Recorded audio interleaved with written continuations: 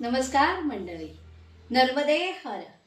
नर्मदा गृहोद्योगमधून मी विजया उल्हास गोखले.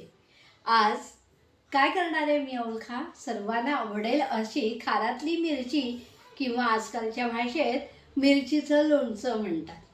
तर साहित्य बघूया काय घेतलं. आज माझी नेहमींची भाया म्हणून गाव आहे तिकडची एक बाई आली होती. नेहमी मी तिच्याकडनं मिरच्या घेते. तर अशा मिरच्या तिने 1 किलो मला दिल्या आणि त्याचे ह्या मी ठेचा करणार आहे मिरचीचा नंतर. तर ह्या धुतल्या, स्वच्छ पुसल्या आणि याचे तुकडे केले. 1 किलोमधले पाऊण किलोचे तुकडे हे केलेले आहेत. ह्याच्यात पाऊण किलो तेल घातलं आहे आणि लागलं तर आणखीन घालता येईल म्हणून पाऊण किलो गोडं तेल म्हणजेच शेंगदाणा तेल चांगल्या प्रतीचं घातलेलं आहे ह्याच्यात आणि ते गरम करून घेतलं आहे. आणि आता मी फोडणी करते आणि ते तेल गार झाल्यावर गरम असताना हे मोहरी मेथी घालायचे. हे मोहरीची डाळ असते त्याचं हे कूट केलं आहे. त्यात थोडे 10-12 दाणे मेथीचे घातले आणि पाव किलो जवळजवळ पाव किलोला थोडे 200 ग्रॅमचं हे मोहरीची डाळ होती. तर ते बारीक केल्या थोडी आणि थोडी अशी अख्खी ठेवली मोहरीची डाळ जी. आणि हिंग, मीठ लागणार. हा सट माझ्या सासूबाईंच्या काळात आम्ही कुडलीला राहायचो रायगड जिल्ह्यातलं. तर कुडलीपासूनच हा सट आहे मिठाचा. या मिरच्या आणि ह्या बारीक केलेल्या तुकडे आणि आता ह्याच्यातली हळद आपल्याला लागणार आहे. तर ही हळद लागेल. तर एवढं साहित्य खारातल्या मिरचीला लागतं. उत्तम प्रकारचं तेल गरम करायला लागतं आणि हे सगळं स्वच्छ धुवून पुसून गरम करूनच निर्जंतुक केलेलं आहे म्हणून हे टिकाऊ राहतं. तर आपण आता फोडणी करूया. ह्याच्यात मी हिंग आणि हळद घालते. आता आधी उत्तम येण्यासाठी हिंग महत्त्वाचा असतो आणि या मिरचीला मीठ लावून घ्यायचं आहे. मीठ गरम होतो. ह्या मिरच्यांना मीठ लावून घ्यायचं आहे आणि थोडी हळद फोडणीत हळद घातली आणि मीठ घातलं या मिरचीला लावलं आणि ह्याच्यात सेम हळद आणि हे घातलं. आता आपण हे आधी बारीक केलेलं कूट फोडणीला घालूया. मोहरी, तर ह्यात मी मोहरी आणि मेथीचा कूट घातला आहे. तेल गरमच आहे आणि आता ते थंड केल्यावर ही आपल्याला चिरलेली मिरची घालायची. ह्याच्यात पण सुद्धा हळद, मोहरीचं कूट आणि मोहरीची डाळ घातली आणि ह्याच्यात हळद आणि मीठ मिरचीला लावून घेतलं आहे. तर हे हळद मीठ निर्जंतुक आहे. स्वच्छ धुवून वगैरे घेतली की मिरची ही वर्षभर आपल्याला टिकते. आणि आता हे मी सगळं चिनी मातीच्या बरणीत भरणार आहे. चिनी मातीला झाकणं छान असतात आणि वरती दादरा लावून ठेवायचं आहे. साधारण 8 दिवसात मिरची मुरेल आणि याचा जो ठेचा करणार आहे तो लगेच खायला होतो. हे ती कृती मी दाखवते नंतर.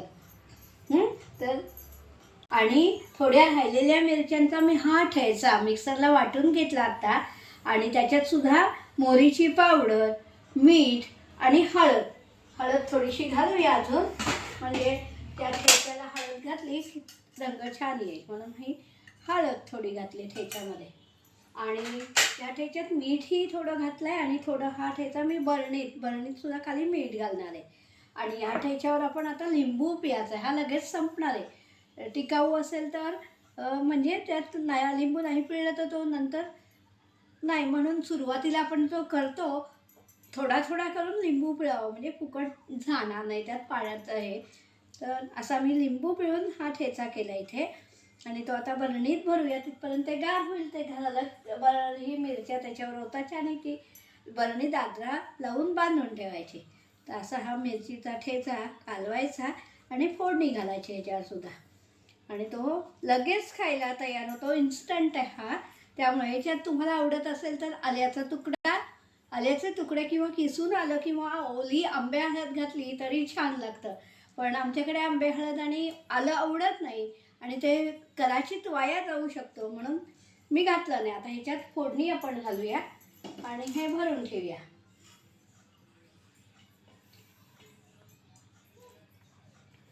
तेलाचं काम आहे. जास्त तेल तेवढं ते टिकाऊ होतं आणि गार तेल घालायचं सहज म्हणजे. आणि हे आता रोज खायला असा ठेचा तुम्हाला तोंडी लावायला खूप चांगला लागतो.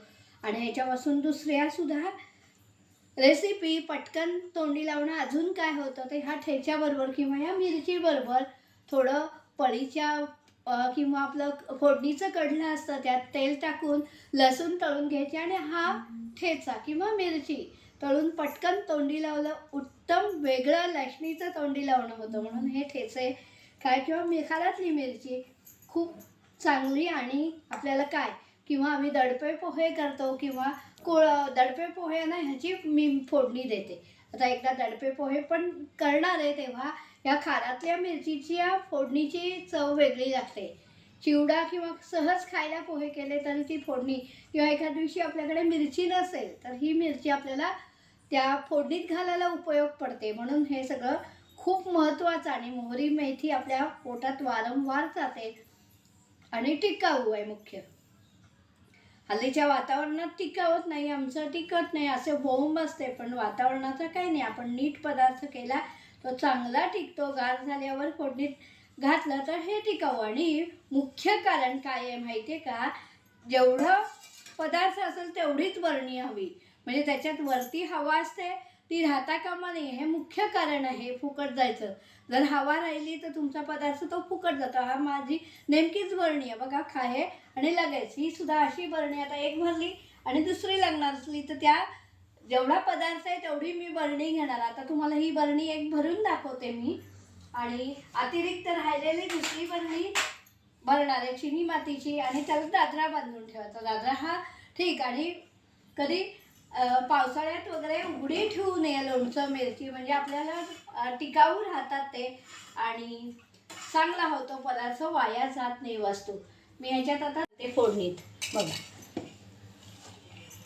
हे ताट हे आहे म्हणून त्या लंगडीतच मी मिरच्या घालते. हे लांबडं भांडं आहे, गोल वाटोळं आणि त्याचा घेर मोठा आहे म्हणून त्याला लंगडी म्हणतात. खाली कॉपर बॉटमची आहे ती लंगडी. पूर्वी लंगडी मला माहीत नव्हतं, सासूबाई म्हणायच्या लंगडीत कर. म्हणजे काय म्हटलं लंगडीत करायचं हे माहीत नव्हतं.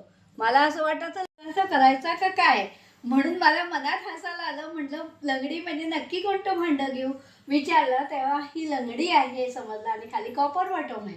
कॉपर बॉटम तो लेअर असतो कॉपरचा, खरं मोठं भांडं स्टीलचंच आहे. तर अशा ह्या लंगडीच्या गंमत, संसार म्हटलं की छोट्या छोट्या गमती आठवणी ह्या राहतातच. नर्मदे हर. अशा प्रकारे आपली मिरची खारातली किंवा मिरचीचं लोणचं तयार झालंय बघा. हे टिकाऊ आणि तेल वरती राहिलं पाहिजे. टिकाऊ वस्तू बनवण्यासाठी शेंगदाणा तेल, आणि शेंगदाणा तेलाचा स्वाद वेगळा आहे. लहानपणीपासून आम्ही शेंगदाणा तेल वापरतो.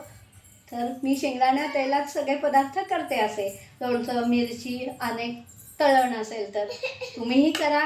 रेसिपी कशी वाटली शेअर करा, सबस्क्राईब करा आणि लाईक करा. सगळ्या मित्रांना शेअर करा आणि जरूर सांगा मिरची कशी आहे. कुणाला हवी असली तर मी मिरची देते, लोणचं मिरची. धन्यवाद. नर्मदे.